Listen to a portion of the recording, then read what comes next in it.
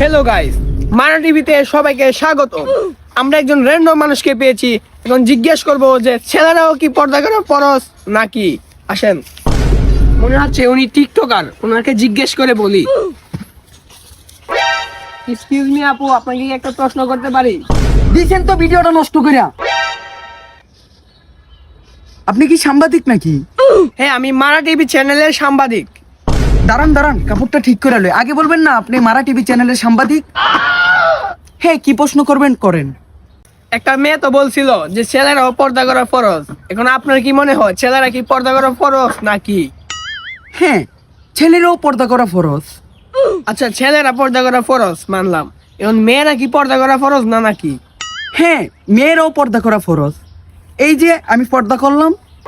তাহলে বুরকা পরে নাচানাচি করা এটাও মনে হয় ফরজ না? হেই, ক্যামেরা অফ করো, ক্যামেরা অফ করো। একটা প্রশ্ন কত করে দুইটা প্রশ্ন করলাম। গুলাম সাংবাদিক। কি করে